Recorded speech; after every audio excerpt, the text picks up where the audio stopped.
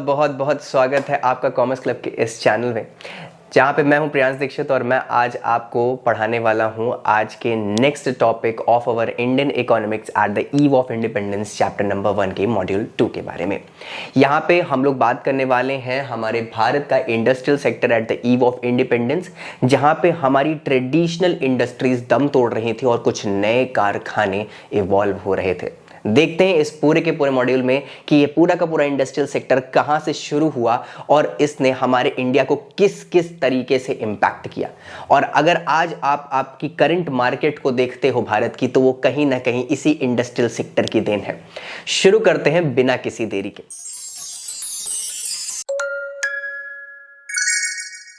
तो सीधी बात, यहाँ पे सबसे पहला टॉपिक लिखा हुआ है Indian industrial position before the British Raj, कि हमारा जो इंडिया का इंडस्ट्रियल पोजीशन है वो ब्रिटिश राज से पहले कैसा था। जब ब्रिटिशर्स ने रूल नहीं किया था हमारे भारत में, तब वो कैसा दिखता था। तो सीधी बात है, यहाँ पे कुछ बेसिक पॉइंटर्स है। उसमें सबसे पहला क्या है कि फाइन कॉटन टेक्सटाइल्स थी। यहाँ पे हमारे पास जो पूरे के पूरे कारखाने स्टैब्लिश थे हमारे भारत में, वो बहुत अच्छे कपड़े और जो क्लोथ्स है उनका फॉर्मेशन करते थे with the help of the cotton. यहाँ पे ब्लैक सॉइल भी भरपूर मात्रा में थी, फर्टिलिटी ऑफ लैंड थी, जिसकी वजह से कॉटन की उपज अच्छी होती थी और जो टेक्सटाइल था वो बहुत फाइन रिफाइनरी के साथ मेंटेन होता था। इससे लोग बहुत ज्यादा कहीं ना कहीं डिपेंडेंट हो चुके थे भारत में। अगर कोई लग्जरी क्लोथ्स के बारे में बात होती थी तो वो कहीं ना कहीं इंडिया ही जाना जाता था। सिल्क क्लॉथ्स की बहुत ज्यादा मांग थी। द रीजन बिहाइंड इट, हमारे पास प्रिंसली कोर्ट राजघराने बहुत ज्यादा थे, जहां पे राजा महाराजा उनके प्रिंस और प्रिंसेस सिल्क के कपड़े ही पहनना पसंद करते थे, इसलिए भारत इसको भी बहुत अच्छी तरीके से नक्काशता था। आगे बात करते हैं हैंडीक्राफ्ट इंडस्ट्रीज में हमारे पास बहुत ज्यादा अच्छी तरीके से थी। हैंडीक्राफ्ट इंडस्ट्रीज में हाथ से बुने हुए कपड़ों में कढ़ाई होती है, हाथ से बने हुए स्टूल, चारपाई, ये सब हैंडीक्राफ्ट्स के अंदर आता था। हैंडीक्राफ्ट भी बहुत अच्छी तरीके से यहाँ पे फल फूल रहा था। आइवरी प्रोडक्ट्स मतलब होते हैं हमारे, जो नेक्स्ट पार्ट यहाँ पे लिखा हुआ है वो हाथी के टस्क या फिर टीथ या फिर किसी अदर एनिमल के टीथ से बने हुए या तो कोई वैल्यूएबल आइटम्स या फिर कोई डेकोर आइटम्स, इसमें भी भारत बहुत ज्यादा आगे था और वो उस टाइम से ये आइवरी प्रोडक्ट्स को मेंटेन करता था, जो आज बहुत ज्यादा लग्जरी मानी जाती है, वो उस टाइम से भारत पहले से करता आ रहा था। ठीक है, मेटल क्राफ्टिंग बहुत ज्यादा थी। प्रीशियस स्टोन्स में बहुत अच्छी तरीके से हम लोग क्राफ्ट कर लेते थे, मतलब हम लोग के पास आर्ट बहुत अच्छी थी। हम लोग कलाओं में बहुत ज्यादा आगे थे। हम लोग पूरी दुनिया में रिप्रेजेंटेशन देते थे किस तरीके से we are so active in our mind. ठीक है, India was self reliant and prosperous, अपना खुद कमाता था, खुद खाता था, सेल्फ प्रोडक्शन था इनका, किसी और देश पे डिपेंडेंट नहीं थे। तो सीधी बात ये है कि ये सेल्फ रिलायंट थे और प्रॉस्परस थे। ठीक है, आगे बात करते हैं। तो नेक्स्ट हमारे पास अब इंडस्ट्रियल सेक्टर को यहाँ पे क्या ब्रिटिशर्स ने ऐसे इंपैक्ट दिए जिसकी वजह से हमारा इंडस्ट्रियल सेक्टर खराब होने लग गया। फॉर देन समरी मैं यही बता सकता हूँ कि यहाँ पे ब्रिटिशर्स जब आए तो उन्होंने कोई भी बहुत अच्छा काम नहीं किया था, हमारे इंडस्ट्रियल सेक्टर को डिक्लाइन ही किया था। उसमें सबसे पहला पार्ट क्या था, डी इंडस्ट्रियलाइजेशन किया था। पेपर में आता ही है डी इंडस्ट्रियलाइजेशन, तो इसको अच्छी तरीके से समझिएगा। ठीक है, डी इंडस्ट्रियलाइजेशन जिसको हम लोग बोलते हैं डिक्लाइन ऑफ हैंडीक्राफ्ट। हमारे पूरे की पूरी इंडस्ट्रीज की सबसे बड़ी जड़ हैंडीक्राफ्ट थी। ठीक है, खादी के कपड़े थे। इन सबको अगर सबसे पहले अगर पकड़ में ले आए तो फिर ब्रिटिशर्स अगर अपना बिजनेस मॉड्यूल यहाँ पे लॉन्च करेंगे तो उनके लिए बहुत आसानी हो जाएगी। तो यहां पे वही चीज देखने को मिली। ब्रिटिशर्स ने क्या किया, सिस्टमैटिकली डिस्ट्रॉय कर दिया। ऐसे ही आके अगर कहेंगे नहीं नहीं आज से हैंडीक्राफ्ट इंडस्ट्रीज नहीं बनेंगी तो थोड़ा सा खराब लगेगा। तो यहां पे सबसे पहले उन्होंने क्या किया, द ब्रिटिशर्स ने सिस्टमैटिकली डिस्ट्रॉय किया क्या, इंडियन हैंडीक्राफ्ट्स को, इंडस्ट्रीज को, एंड फोर्स किया पीपल को कि इंडल्ज करें एग्रीकल्चर सेक्टर में। मतलब उन्होंने क्या किया, हैंडीक्राफ्ट इंडस्ट्रीज को खराब करना शुरू किया। हैंडीक्राफ्ट इंडस्ट्रीज खराब होंगी तो लोग वहां से पैसा नहीं कमा पाएंगे। लोग वहां से पैसा नहीं कमा पाएंगे तो भाई जिंदा रहने के लिए पैसा तो चाहिए। फिर वो शिफ्ट करेंगे किसी दूसरे प्रोफेशन में। दूसरा प्रोफेशन ऑब्वियस सी बात है भारत में सिर्फ और सिर्फ एग्रीकल्चर ही हो सकता है। और फिर वो एग्रीकल्चर में शिफ्ट करेंगे तो फिर उनसे हम लोग कैश क्रॉप्स उगवाएंगे। कैश क्रॉप्स उगवाएंगे तो फिर वो सारी की सारी कैश क्रॉप्स सस्ते दाम में ब्रिटेन जाएंगी। ब्रिटेन की इंडस्ट्रीज में उनका फिनिश प्रोडक्ट बनेगा और वो फिनिश प्रोडक्ट फिर से भारत में ही बिकने के लिए आएगा। देख लो कितना बढ़िया लूप बना के रखा था उन्होंने। इसी को सिस्टमैटिक डी इंडस्ट्रियलाइजेशन कहा जाता है कि पहले उनको यहां से भगाओ, पहले उनको अपने इंडस्ट्रियलाइजेशन वाले प्रोसेस से, मतलब उनको हैंडीक्राफ्ट से हटाओ, उनको एग्रीकल्चर में डालो। एग्रीकल्चर में भी डाल के वही क्रॉप्स उगवाओ जो हमें चाहिए। फिर उन क्रॉप्स को दोबारा से ब्रिटेन भेजो, ब्रिटेन में उसका पूरा का पूरा डेवलपमेंट करो और फाइनल प्रोडक्ट्स यहां पे आके सस्ते दाम में बेच दो, क्योंकि रॉ मटेरियल आपका ही है, सस्ते दाम में मैंने खरीदा है और जो प्रोडक्ट बनेगा वो भी सस्ता ही होगा। तो सीधी बात यह है कि जो हैंडीक्राफ्ट जो मेहनत से बन रहा है भाई, उसमें वैल्यूएबल वैल्यूज लगी हैं उसमें पैसा तो लेगा ही एक पर्टिकुलर आर्टिशन, लेकिन वहां पे उससे आधे के भी आधे दाम में वो मशीन मेड प्रोडक्ट्स यहाँ पे ले आके बेच देते थे, जिसकी वजह से भाई ऑब्वियसली बात है प्राइस ज्यादा हाई होगी तो डिमांड कम होगी, उससे बढ़िया कपड़ा और वेस्टर्न कपड़े अगर आपको सस्ते दामों में मिल रहे हैं भारत में, जो ब्रिटेन बना के भारत में ही बेच रहा है और आपके रॉ मटेरियल से बेच रहा है, तो सीधी बात है लोग उस पर ज्यादा शिफ्ट करने लग जाएंगे, जिसकी वजह से हैंडीक्राफ्ट इंडस्ट्री पूरी की पूरी तबाह हो गई। ठीक है, ड्यूरिंग द ब्रिटिश रूल जो मशीन मेड गुड्स थे, मैंने वही चीज बताई थी, मशीन मेड गुड्स थे जो ब्रिटेन के वो इंटर करे इंडिया में, लोग ब्रिटिशर्स को देख के उनको अमीर भी समझते थे। और भारत की दिक्कत क्या है, ये अमीर बनना नहीं अमीर दिखना ज्यादा पसंद करते हैं, तो वो समझते थे कि अगर वेस्टर्न क्लोथ्स अगर पहनेंगे तो हम भी अमीर दिखेंगे, तो यहाँ पे वही चीज होना शुरू हो गई। ठीक है, जो इंडियन हैंडीक्राफ्ट था उसने फेस किया हैवी एक्सपोर्ट टैक्सेस। अब जब भाई भारत में ये जो आर्टिशंस या फिर हैंडीक्राफ्ट्स पर्सन जो अपने प्रोडक्ट्स को बनाते थे इसको फॉरेन भी बेचते थे, अब यहाँ पे ब्रिटिशर्स ने क्या किया कि हम यहाँ पे नहीं बेचने देंगे, तुम लोगों को फॉरेन में भी नहीं बेच देंगे। फॉरेन में इन्होंने क्या किया कि अगर आप भारत देश से दूसरे देश में कोई भी प्रोडक्ट बेचेंगे तो उस पर हैवी टैक्स लगा दिए। ठीक है, अब हैवी टैक्स लगा दिए तो भाई ऑब्वियसली बात है अगर कोई प्रोडक्ट 100 रुपए का है तो वो बढ़ के कम से कम 210 रुपए या 220 रुपए का हो गया। अब इतने महंगे में तो कोई फॉरेन में भी इस चीज को नहीं खरीदेगा, और उस टाइम का भाई इकोनॉमिक स्ट्रक्चर सारी के सारे देश डेवलपमेंट स्ट्रेटजी में लगे हुए थे, तो वहां पे इतने महंगे कपड़े अफोर्ड करना बहुत दिक्कत होती थी, जिसकी वजह से फॉरेन में भी हमारी मार्केट के जो क्या कहते हैं पूरे के पूरे क्लोथ्स हैं, जो पूरी की पूरी रेपुटेशन थी वो पूरी की पूरी स्पॉइल होने लग गई। ठीक है, British goods were cheaper due to the industrial revolution. Britishers के गुड्स थे वो चीपर थे इंडस्ट्रियल रिवॉल्यूशन के चक्कर में भी, और उसके बाद रॉ मटेरियल भी सस्ते में जा रहा था।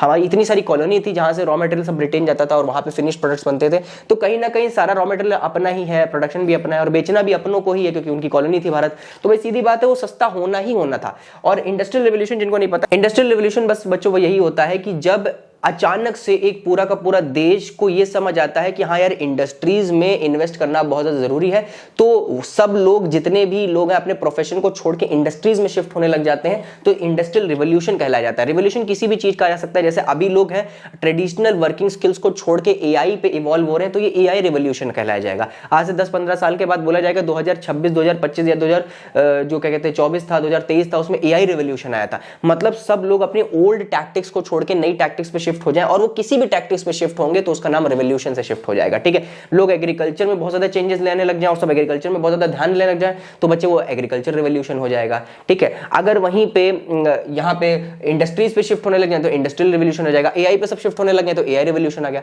लेकिन अगर गवर्नमेंट यहीं पे जानबूझ के कहे कि नहीं आपको एआई पे शिफ्ट होना ही होना है, वरना अगर आप एआई पे शिफ्ट नहीं होंगे तो हैवी टैक्स इंपोज करेंगे, तो ये एआई रिवॉल्यूशन नहीं, ये एआई रिजोल्यूशन हो जाएगा। मतलब जब अपनी स्वेच्छा अनुसार सब लोग एक काम को करने लग जाए तो वो रिवॉल्यूशन होता है, और गवर्नमेंट डंडे मार के बोले कि यार नहीं आपको ये काम करना ही करना है, आपको इंडस्ट्रीज लगानी है, आपको एआई से काम करना ही करना है, तो ये रिवॉल्यूशन ना होते वो रिजोल्यूशन हो जाता है। ठीक है, तो इंडस्ट्रियल रिवॉल्यूशन और इंडस्ट्रियल रिजोल्यूशन दोनों में अंतर है। रिवॉल्यूशन जब आम जनता खुद ब खुद वहां पे काम ढूंढे या काम करे या फिर उसमें अपग्रेडेशन लाए, और जब गवर्नमेंट के कहने पे करे तो वो रिजोल्यूशन हो जाता है। आई होप आपको ये बहुत अच्छी तरीके से समझ आ गया। रिजल्ट्स क्या देखने को मिले? रिजल्ट्स ये थे कि इंडिया के जो आर्टिशंस थे वो अपनी जॉब लॉस्ट कर चुके थे, और मेजर जो थे वो शिफ्ट कर गए थे एग्रीकल्चर में, और एग्रीकल्चर में भी रॉ मटेरियल ही क्रिएट कर रहे थे। अपने जो बचे कुचे इंडस्ट्रियल सेक्टर था उनका जो हैंडीक्राफ्ट था उसको और बर्बाद करने के लिए रॉ मटेरियल पैदा करेंगे, ब्रिटेन जाएगा, ब्रिटेन से फिनिश प्रोडक्ट्स आएगा, अपने ही कंपैटिटर को फीड करने लग गए थे। ठीक है, और India lost the industrial base as well, और भारत ने अपना पूरा इंडस्ट्रियल बेस खत्म कर दिया। क्यों? क्योंकि भारत में तो कंपटीशन इतना हाई था ही, जिसकी वजह से इंडस्ट्रियल जो गुड्स थे वो मेंटेन नहीं हो पा रहे थे, इंडस्ट्रियल गुड्स बिक नहीं पा रहे थे। लेकिन फॉरेन में भी इतने हैवी टैक्स इंपोज करके पूरा का पूरा जो हैंडीक्राफ्ट था वो बर्बाद हो चुका था। ठीक है, this process is called deindustrialisation. यहाँ पे इसी प्रोसेस को हम लोगों ने नाम दिया डी इंडस्ट्रियलाइजेशन। अगर आप लोग प्रॉपर तरीके से यही स्लाइड से पढ़ लेते हैं तो आप डिक्लाइन ऑफ हैंडीक्राफ्ट या डी इंडस्ट्रियलाइजेशन को बहुत अच्छी तरीके से पेपर में एक्सप्लेन कर सकते हैं। अगर आपको इतना समझ आ गया तो बढ़ते हैं अपने नेक्स्ट टॉपिक पे। नेक्स्ट टॉपिक पे बढ़ने से पहले बच्चों आप लोग को एक छोटी सी इमेज यहाँ पे रिप्रेजेंट हो रही है कि कहाँ पे किस तरीके से पहले लोग सेल्फ रिलायंट थे, अपना काम अपनी तरह से कर रहे थे। कुछ हैंडीक्राफ्ट में लगे हुए हैं, कुछ कॉटन टेक्सटाइल ये देखिए लगे हुए हैं, कुछ अपने प्रीशियस स्टोन्स और मेटल्स का काम कर रहे हैं, कुछ नक्काशी कर रहे हैं, और उसके बाद सब कहीं ना कहीं एग्रीकल्चर सेक्टर में शिफ्ट हो गए और रॉ मटेरियल शिफ्ट करने लग गए और ब्रिटेन के मशीन मेड प्रोडक्ट्स को खरीदने बेचने लग गए। बस यही काम बचा फिर इनके पास। ओके आगे बात करते हैं इंडस्ट्रियल सेक्टर में जो नेक्स्ट है हमारा, that is your discriminatory tariff policy. Discriminatory का मतलब भेदभाव, टैरिफ पॉलिसी का मतलब टैक्स पॉलिसी। जो भेदभाव करने वाली टैक्स पॉलिसी है वो बहुत ज्यादा यहाँ पे इफेक्ट करी। Britishers followed unfair trade policy which includes free entry from the Britain goods या फिर British goods in India, heavy duties in the Indian goods. मतलब अगर ब्रिटेन से, फिरंगी के देश से हमारे देश में अगर कोई प्रोडक्ट आ रहा है, उनके मशीन मेड फिनिश्ड गुड्स आ रहे हैं, तो उनकी फ्री एंट्री होगी, वो टैक्स फ्री होंगे। तो मतलब भाई ऑब्वियस सी बात है कि इनकी जो सेल्स होगी वो सस्ती होगी, प्राइस इनके कम होगी, क्वालिटी ये लोग ज्यादा दे रहे होंगे, और हमारे भारत देश की कोई भी चीज चलने वाली नहीं, टिक नहीं सकती इनके आगे, ठीक है। उसके बाद अगर हम लोग कुछ बेचेंगे तो हैवी ड्यूटी लगेगा उसमें। मतलब भारतीय लोग अगर कोई भी अपनी इंडस्ट्री से बना के कोई भी गुड्स, एनी गुड्स बेच रहे हैं, ठीक है, तो बच्चे ध्यान रखना उस पे हैवी टैक्स लगेगा, उस पे टैक्स इंपोज होगा ही होगा। लेकिन वहीं पे अगर ब्रिटेन गुड्स हैं, अगर ब्रिटेन के द्वारा बनाए गए ब्रिटिशर्स के गुड्स हैं, फिरंगियों के गुड्स हैं, ठीक है, अंग्रेजों के गुड्स बनाए हुए हैं, उन पे आपका कोई भी टैक्स नहीं लगने वाला है। टैरिफ फ्री एक्सपोर्ट्स है of raw material to Britain as well. और उसके साथ साथ सिर्फ और सिर्फ फिनिश्ड प्रोडक्ट्स जो ब्रिटेन से भारत आया, सिर्फ वो टैक्स फ्री नहीं है। यहां से जो raw material, jute, Indigo, cotton, वो जो ब्रिटेन जा रहा है एज अ रॉ मटेरियल, हम लोग फीडर इकोनॉमी की तरह ट्रीट किए जाते थे, वो भी पूरा का पूरा फ्री ऑफ कॉस्ट है। मतलब रॉ मटेरियल भी फ्री जाएगा बाहर, ठीक है, ये भी फ्री जाएगा बाहर, और जो फिनिश प्रोडक्ट्स हैं वो भी फ्री आएंगे अंदर, ठीक है। मतलब टैक्स फ्री इकोनॉमी बना दिए थे सिर्फ ब्रिटेन प्रोडक्ट्स की। इंपोर्ट एक्सपोर्ट पूरा फ्री था, export of raw material, import of finished goods पूरा का पूरा टैक्स फ्री था। लेकिन हम कुछ बेचने जाएंगे तो उसमें 100% से भी ज्यादा टैक्सेशन कहीं ना कहीं लगा देते थे लोग, ठीक है। तो कहीं ना कहीं जो हमारा मैकेनिज्म था वो बहुत ज्यादा अनफेयर था, हमारे लिए वो बहुत ज्यादा कठिन था, हमारे लिए बहुत ज्यादा हैवी टैक्स इंपोज था, और इन लोग के लिए वो बहुत ज्यादा फ्री ऑफ कॉस्ट था, क्योंकि इनका ही एडमिनिस्ट्रेशन था, इनके हिसाब से चीजें चल रही थी, और इनके हिसाब से वो पूरा का पूरा जो ब्रिटेन के फिनिश प्रोडक्ट्स थे वो सस्ते होने चाहिए थे इन कंपैरिजन ऑफ इंडस्ट्रियल, जो इंडिया के इंडस्ट्रियल गुड्स हैं। तभी इंडस्ट्रियल जो इंडिया की इंडस्ट्रीज है उनको डिक्लाइन किया जा सकता है, क्योंकि वो वेल नोन इंडस्ट्रीज थी। भाई किसी का काम ना बिगाड़ो तो उसका नाम बिगाड़ दो, इन्होंने वही किया, इनको बहुत ज्यादा महंगा करके उसका नाम बिगाड़ दिया और इंडस्ट्रीज को बर्बाद कर दिया, ठीक है। आगे पर्पस क्या था? To make India a market of British products. Bharat को एक ऐसी मार्केट बना रहे थे जहां पे सिर्फ और सिर्फ ब्रिटिश के प्रोडक्ट्स थे, वहां पे सिर्फ और सिर्फ रॉ मटेरियल उगवाते थे, और इवन इफ उन्होंने वॉर प्रोडक्ट्स भी हमारे देश से मंगवाए थे। वर्ल्ड वॉर 2 में इंडिया ने पार्ट नहीं लिया था, लेकिन जो देश जो ब्रिटेन पार्ट लिया था उसके वॉर प्रोडक्ट्स भी कहीं ना कहीं भारत ही बना के दे रहा था उनको। डिस्ट्रॉय किया था इंडियन इंडस्ट्रीज को, यहाँ पे हमारी इंडियन इंडस्ट्रीज को सिस्टमैटिकली डिस्ट्रॉय किया था। ये पूरा का पूरा पर्पस था ब्रिटेन का इस तरीके की मार्केटिंग करने के लिए, ठीक है। एक हैवी मार्केटिंग उन्होंने की, वो जानते थे कैपिटलिज्म क्या होता है, वो ये अमन शांति भरा देश देख ही नहीं पा रहे थे। उन्होंने सारी की सारी चीजें बहुत ज्यादा सिस्टमैटिकली करी थी, जिसकी वजह से हमारा भारत देश आज नियरली, अगर डेवलपिंग कंट्री के अंदर गिना जा रहा है, तो आज कहीं ना कहीं वो डेवलप्ड हो सकता था अगर ये सारी की सारी चीजें ना हुई होती भारत में, ठीक है। आगे बात करते हैं नेक्स्ट है इंडस्ट्रियल सेक्टर में lack of capital goods and industry. Lack of capital goods and industry का मतलब क्या है कि भाई यहाँ पे ये तो मैं ये सीधा कहूंगा कि ब्रिटेन ने इस चीज पे ध्यान नहीं दिया और भारत भी इस पे बहुत पहले से भी ध्यान नहीं ही दे रहा था। तो यहाँ पे दोनों की ही गलतियां है, ब्रिटिशर्स की तो गलतियां है ही, साथ में यहाँ पे इंडियंस की भी गलतियां हैं। क्या? क्योंकि यहाँ पे लैक है, लैक का मतलब कमी है of capital goods. Capital goods क्या होते हैं बच्चे? Heavy machine goods. जैसे आप कभी जाते हैं तो आप कोई कारखाना देखते हैं बड़ा सा, या बड़ा सा कारखाना देख रहे हैं, ये कैपिटल इंडस्ट्री है। बड़ी सी चिमनी ये कैपिटल गुड है, इसके अंदर जो बॉयलर लगा हुआ है कैपिटल गुड्स है, ठीक है। इसके अंदर कोई मशीन मूविंग पार्ट होगा वो कैपिटल गुड्स है, ठीक है। ये आप पीछे देख रहे हो ये भी एक कैपिटल गुड्स है। आप कोई चीनी मिल देखते हो जाके, वो भी कैपिटल गुड के अंदर आती है, ठीक है। तो ये कैपिटल इंडस्ट्रीज है। इसके अंदर जो भी मशीनरी पार्ट लगता है या तो वो भारत में बनता नहीं, या तो फॉरेन से इंपोर्ट करवाया जाता है, ठीक है, क्योंकि बहुत हैवी मशीनरी होती है। ये सारी की सारी जो कैपिटल इंडस्ट्रीज हैं ये भारत में थी ही नहीं, और अगर थी भी तो सिर्फ और सिर्फ जमशेदजी टाटा के द्वारा लगाई हुई टाटा इंडस्ट्रीज ही थी, उसके अलावा और कुछ भी नहीं था। तो यहाँ पे capital goods industry refers to those industries which are capable of producing machine tools. ये बड़ी बड़ी जो हैवी मशीनरी होती थी ये आगे फर्दर मशीन मेड गुड्स बनाती थी, ये आगे फर्दर प्रोडक्शन में जो काम आते हैं उनको ये मतलब ये ऐसी मशीन है जो मशीन का प्रोडक्शन कर सकती हैं, ये ऐसी मशीन है जो मशीन का प्रोडक्शन कर सकती हैं और बाकी वैल्यूएबल्स भी प्रोड्यूस करती थी। तो इन्हीं को हम लोग क्या बोलते थे बच्चों? इन्हीं इंडस्ट्रीज को हम लोग बोलते थे कैपिटल गुड्स इंडस्ट्री।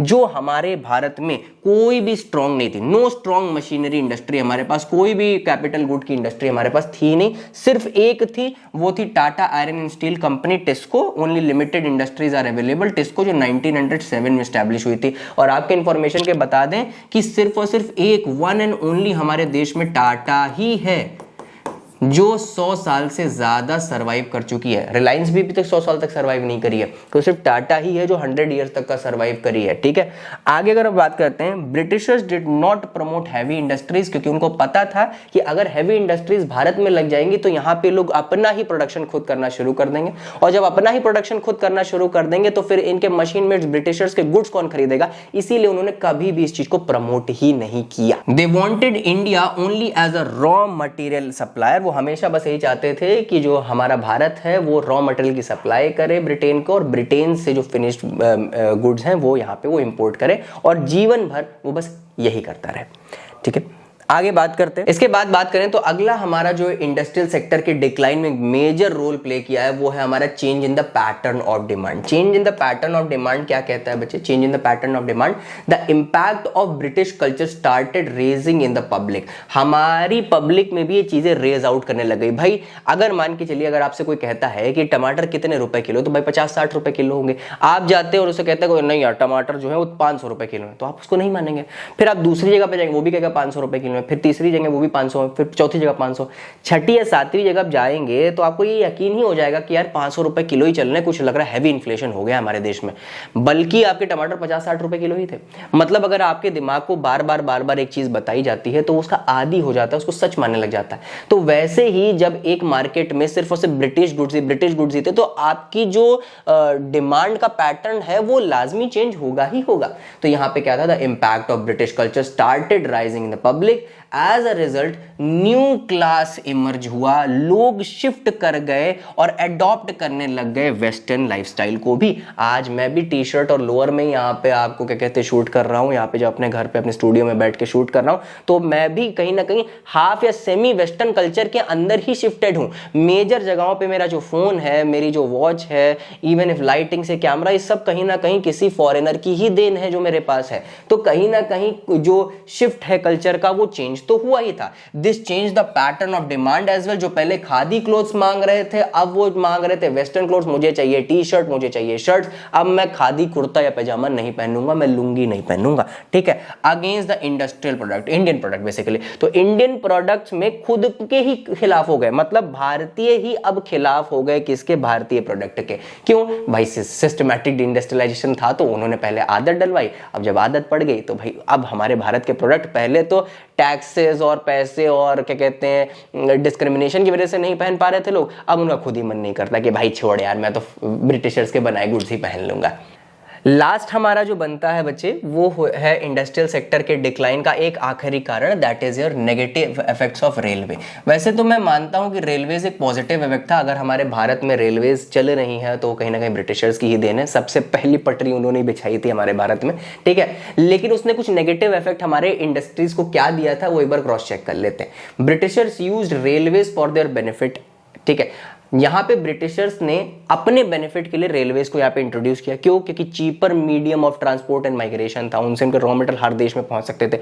कुछ देश में जहां पे रोड्स अच्छी नहीं थी वहां पे रेलवेज काम आ जाती थी, जहां जहां उनके प्रोडक्ट नहीं बन पा रहे थे तब अब वहां पे भी उनके प्रोडक्ट जाने लग गए थे। ठीक है, size of market of low cost British product started to expand. अब जिसकी वजह से जो इनके जो प्रोडक्ट थे रेलवे की वजह से हर जगह पहुंचने लग गए और चीप रेट में पहुंचने लग गए, क्योंकि यहाँ पे सिर्फ एक लोकोमोटिव में ही कोयला डलवा दीजिए या फिर डीजल डलवा दीजिए, वो मेजर बहुत सारे गुड्स को एक साथ एक्सपोर्ट कर देता था, मतलब माइग्रेट कर देता था। एक्सपोर्ट कैसे बोल सकते हैं, माइग्रेट कर सकता था। आज भी बहुत चीप सोर्स ऑफ ट्रेवलिंग माना जाता है आपका क्या? ट्रेन। हाँ, आप फर्स्ट क्लास, सेकंड क्लास या थर्ड क्लास को थोड़ा सा साइड करो, जनरल कोच के बारे में बात कर रहा हूँ। मालगाड़ी आज भी चलती है, तो मालगाड़ी में सारा लोडेड सामान होता है वो चीप कॉस्ट में चला जाता है इन कंपैरिजन ऑफ रोडवेज और एयरवेज। ये रेलवेज बहुत ज्यादा क्या कहते हैं चीप कॉस्ट है, चीप मतलब लेस कॉस्ट इफेक्टिव होता है। तो यहाँ पे यही था कि जो हमारी साइज ऑफ मार्केट था इसी रेलवेज की वजह से, भाई ब्रिटिश के गुड्स चीप तो थे वो और ज्यादा चीप हो गए, जिसकी वजह से पूरी भारत में फैल गए। तभी से हम लोग को सस्ते की आदत पड़ी हुई है। है, तभी से हम लोग को सस्ते की आदत। आज भारतीय ललचाता सबसे ज्यादा किसको है? सस्ता देख के ललचाता है, यहीं से आदत पड़ी हुई थी। High cost handmade products begin to shrink, और जिसकी वजह से हमारे भारत के जो हैंडीक्राफ्ट थे वो हाई कॉस्ट थे, उन पे मेहनत लगी हुई है, वो कहीं ना कहीं और महंगे होते चले गए।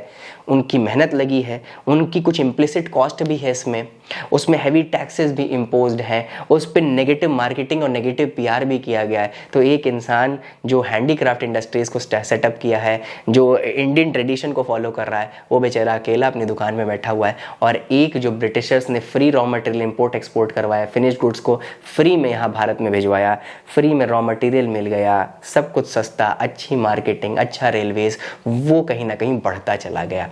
हमारा जो हैंडीक्राफ्ट इंडस्ट्रीज है वो पूरा गर्त में चला गया, और ब्रिटिशर्स के जो फिनिश प्रोडक्ट्स थे, मशीन मेड्स थे, वो पूरे बढ़ते चले गए, जिसकी वजह से हमें देखने को क्या मिला? हमारा पूरा का पूरा इंडस्ट्रियल सेक्टर गिर गया, और उनका पूरा का पूरा मशीन मेड्स प्रोडक्ट्स का जितना भी उनके ब्रिटिशर्स इंडस्ट्रीज थी वो सारी की सारी बढ़ती चली गई। और यही था हमारा industrial sector at the eve of independence. अगर आपको ये पूरा का पूरा लेक्चर अच्छी तरीके से समझ आ गया तो इसके नोट्स अच्छी तरीके से बना लीजिएगा। और एक चीज़ याद रखिएगा कि सिर्फ और सिर्फ पढ़ लेना ही ज़रूरी नहीं है, इसे कॉपी पे प्रॉपर तरीके से नोट डाउन करके लिखना भी ज़रूरी है। मेरा नाम है प्रियांश दीक्षित और आप देख रहे थे कॉमर्स क्लब। मिलता हूँ आपसे एक नेक्स्ट लेक्चर में, तब तक के लिए बहुत सारा प्यार और धन्यवाद।